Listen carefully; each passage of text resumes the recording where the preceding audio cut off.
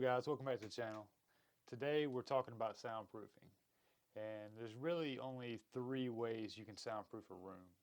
You have sound blankets, sound panels, and then the foam squares that you stick to your wall.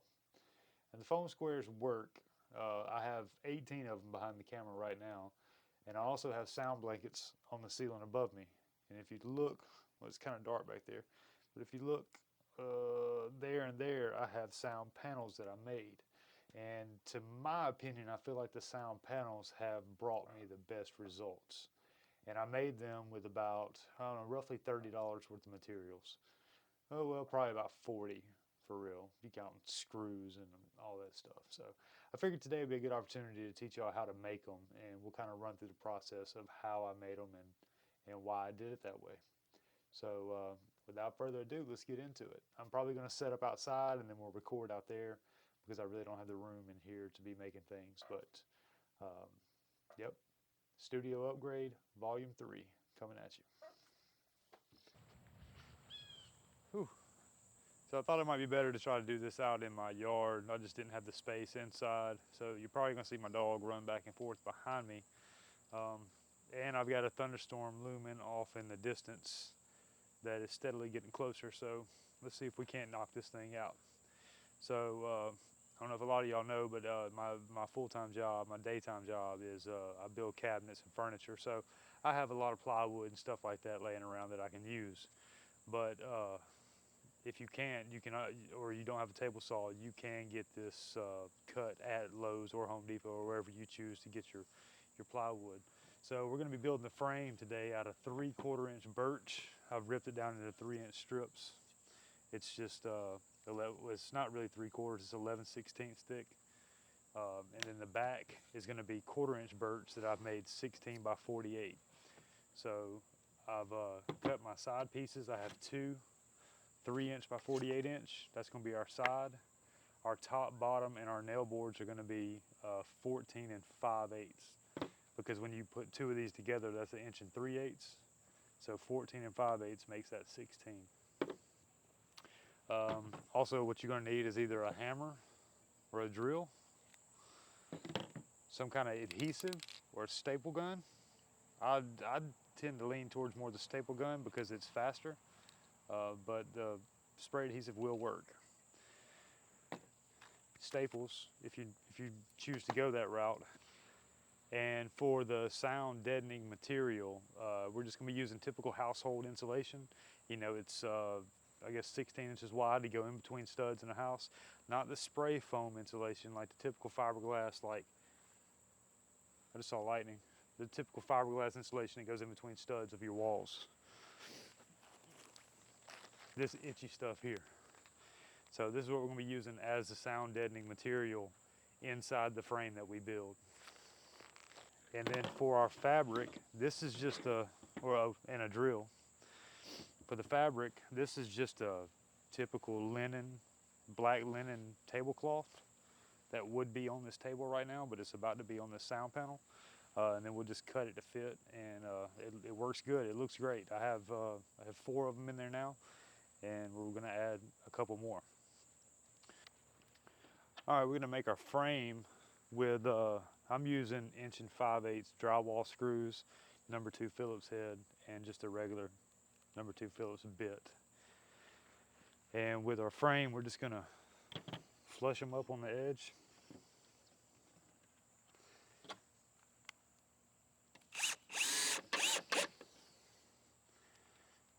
Just like so.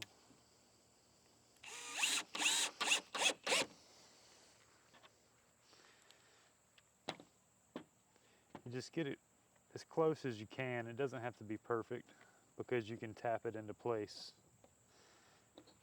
after you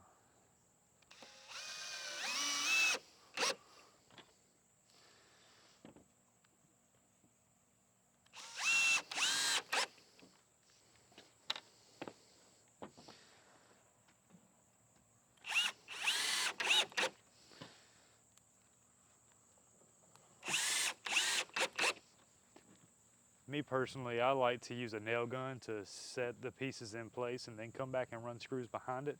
but I didn't want the noise of the nail gun to be picked up by the microphone, so I just used screws, and I will have to go back and kind of tap them into place.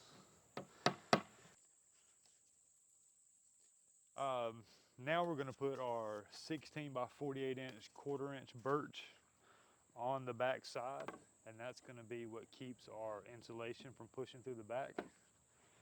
99% of the time I use those little brass brad nails to put these on, but in this particular case I didn't want to be hammering the nails in, so I'm going to use 3/4 inch zinc alloy screws, and every now and then I'm going to put a 1 inch drywall screw just to make sure it's going to hold in there tight. So you'll want to start in the corner, doesn't matter which corner, just any corner. Flush it up on the edges. A little bit of advice, it's a little easier to do your short edges first, because you are going to have to, wiggle this thing around to square it up. So do your short edges first, and then come back and do your long edge.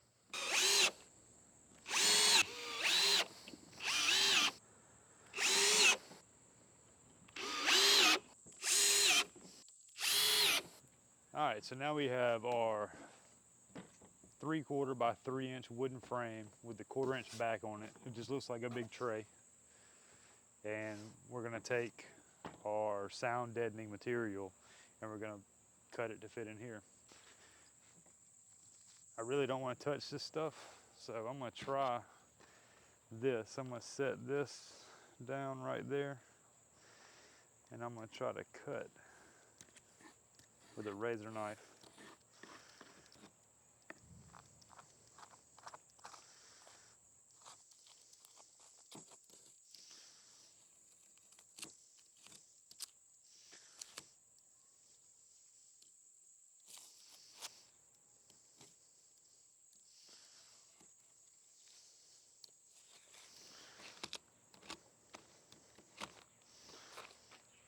All right, that worked.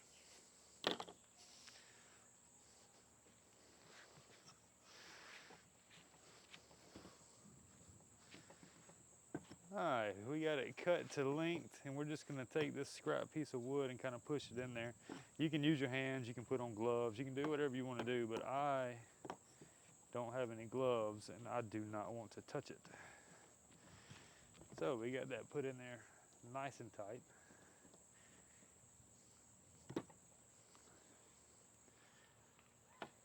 All right, so as you can see, we have our 3 inch by 3/4, 48 by 16 wooden frame with a 1/4 inch wooden back, and then we stuff the fiberglass insulation in there. It's basically, this is exactly what the exterior walls of your house look like, just like this, without the drywall. So instead of using drywall, we're just gonna cover it with fabric, and then we're gonna hang it on the wall. And it is amazing at how well it actually works to reduce echo. All right, so I laid the tablecloth out on the table, and we're gonna take this and we're gonna set it upside down.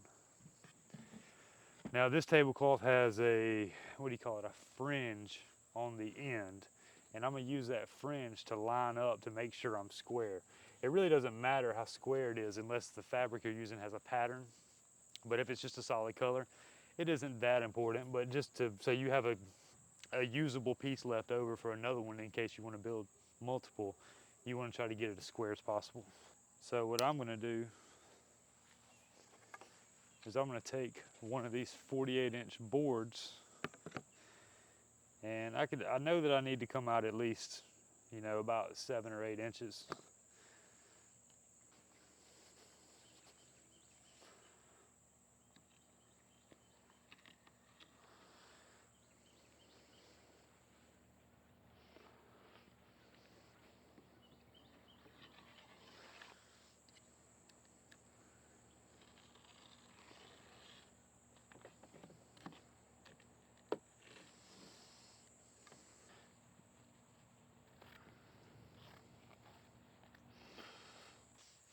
You can see how much fabric we have left over.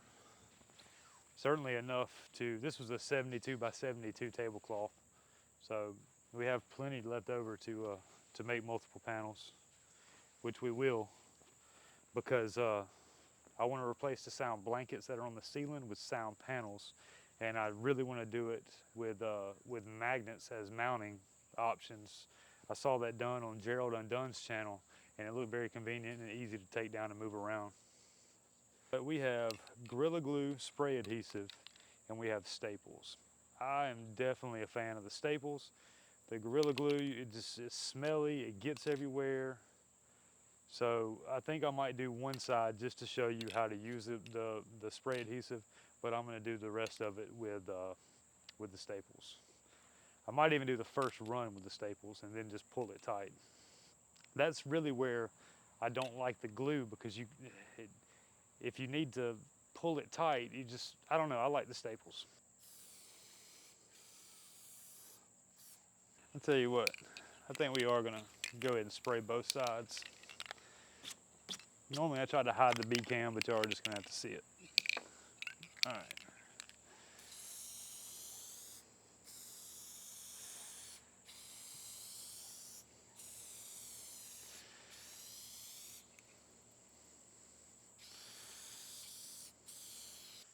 All right, I think we're a little bit tacky. So we're gonna grab our fabric, and I'm gonna start in the middle, and I'm gonna pull it tight.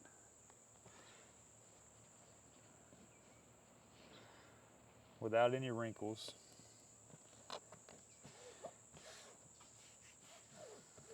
Yeah, I'm just not a fan of that glue. I'm actually gonna fold the fabric, one little fold, can you see that? And then I'm gonna put the staple over that fold, like that. Pull that tight.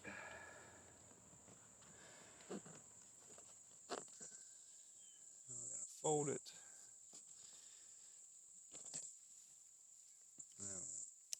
Put a staple. Come down to the end. I'm gonna pull that tight.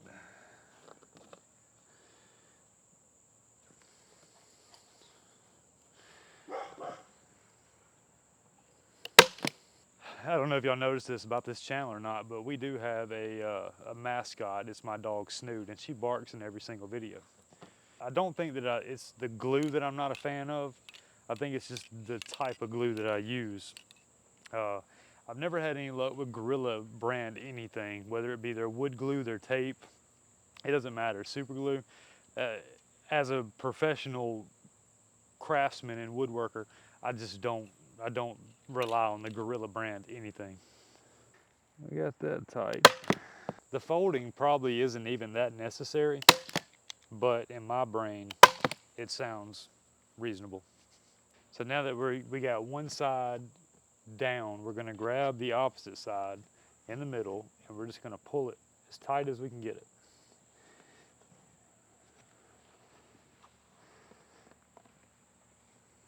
Good and tight. All right. And now that we have that there,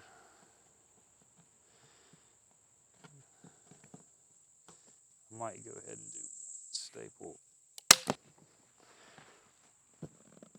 So as you're pulling it this way, you need to kind of be pulling away from that first staple as well.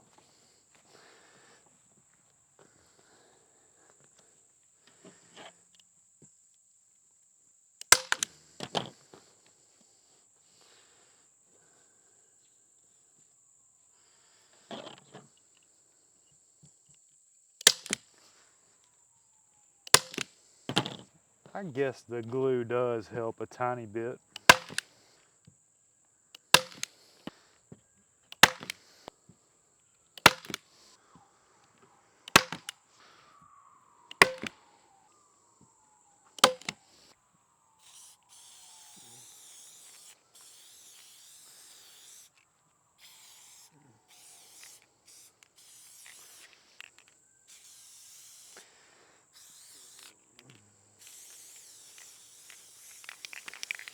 Corners, Let's see, we're gonna pull it tight. I'm gonna bring it up. And look at that, that glue actually did pretty good. All right, so we'll fold that corner in like so. And then we're gonna bring it tight up around the edge like that. And then we're gonna put a staple in it. And then we can use the fold to hide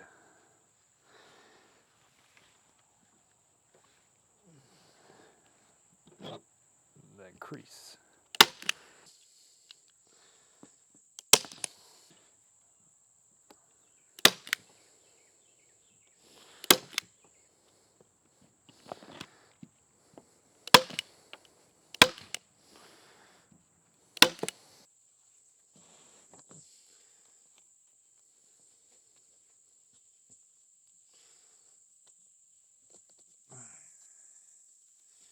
Let me fold it up square. And then we take this corner and pull it up where there's a straight line right there across the bottom. It'll be the least noticeable. And put one there.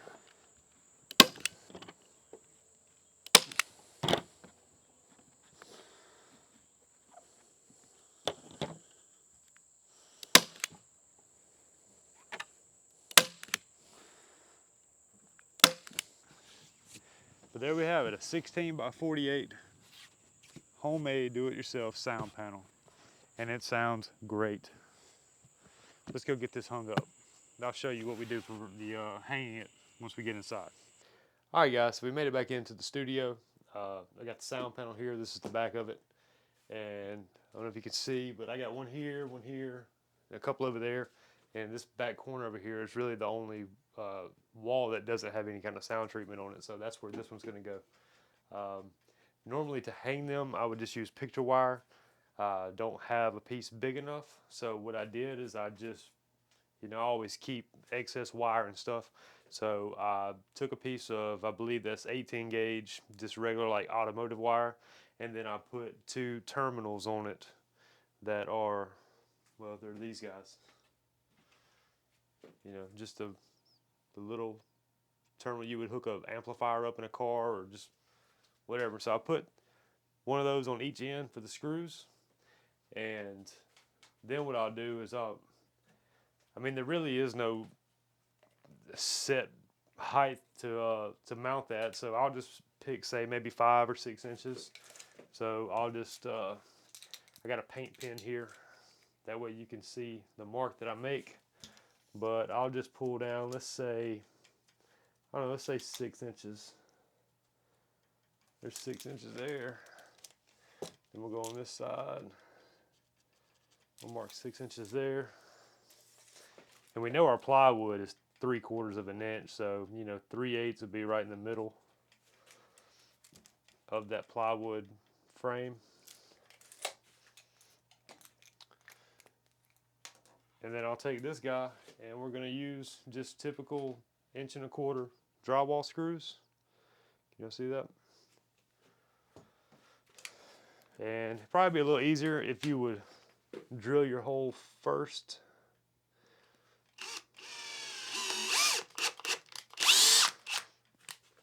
And then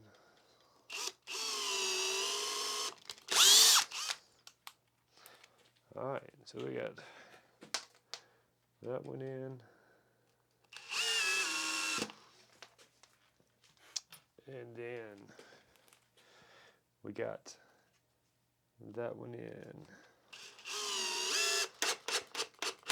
I'm interested to see in the comments what people are going to think about me using automotive wire to hang this with. But, I consider myself to be somewhat thrifty. You don't have to spend a ton of money. Don't really put it like too tight. You want it to kind of be able to move a little bit. So don't over tighten it.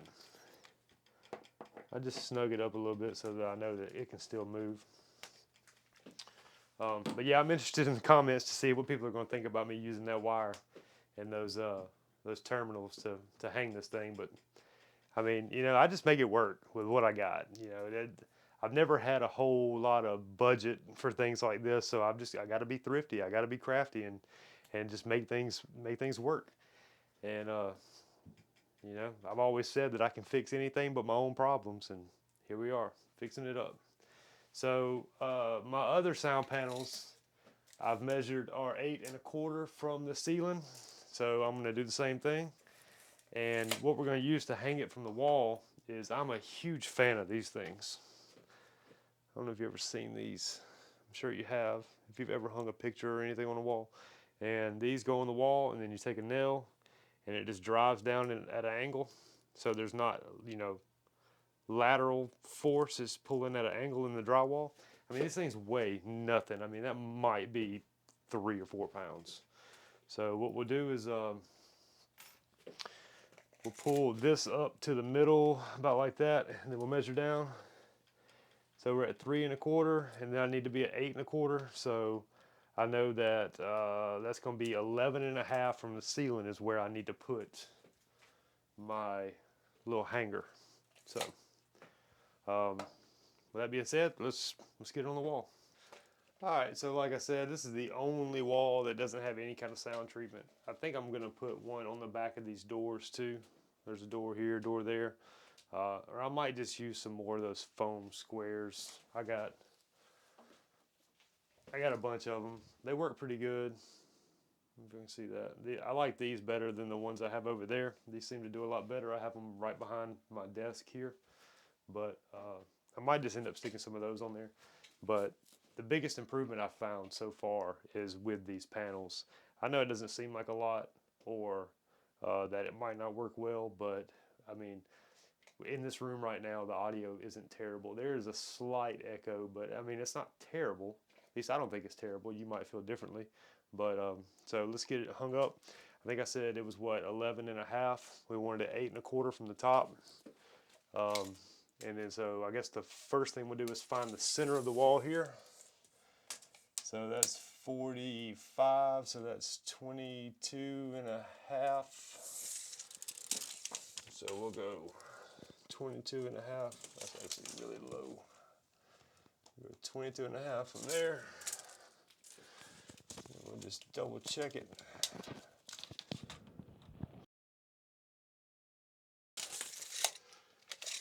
And then there's 11 there. And then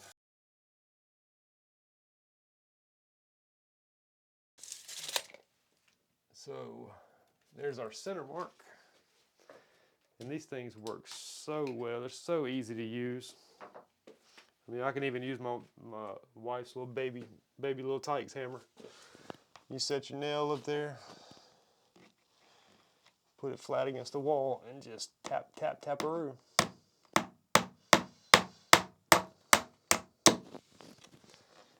And she's in there.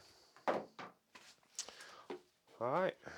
So sound panel number 1, 2, 3, 4. Sound panel number 5 going up. This can be the tricky part. You can just get a little bit of it on there. Oops, there's some dust.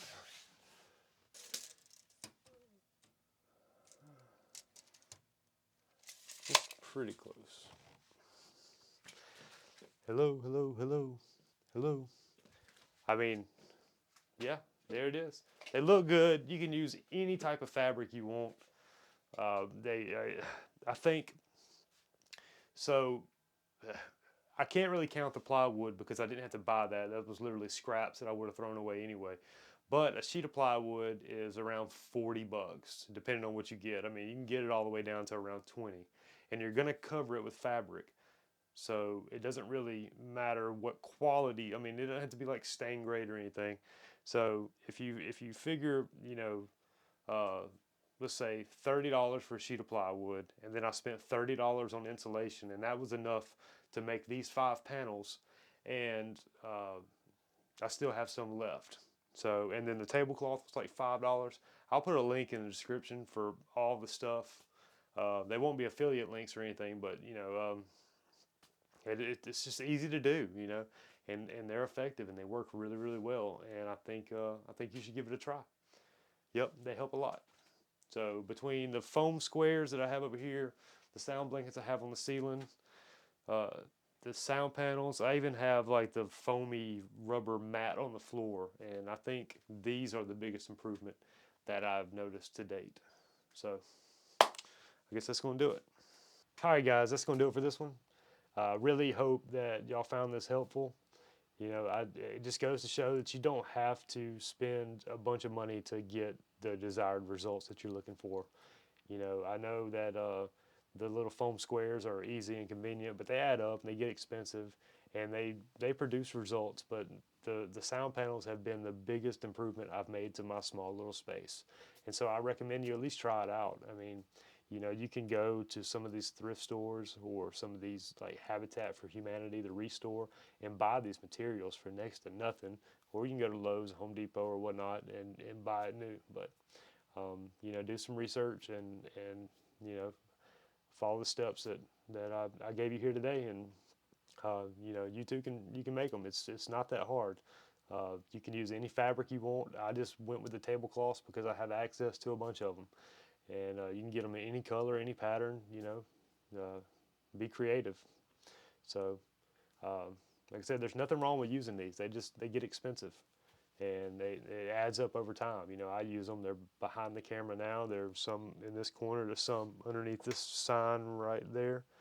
They do work, but I think the sound panels produce amazing results, and I think you'll be happy with them too. So I appreciate each and every one of y'all. Thank you for watching. Thanks for all y'all that subscribed. Um, I'm still learning. I think I'm getting better, and I just appreciate each and every one of y'all. You have no idea how much it means to me that you watch the videos, and you know I appreciate you. So with that being said, take care of yourselves. I know you deserve it, and we'll see you on the next one.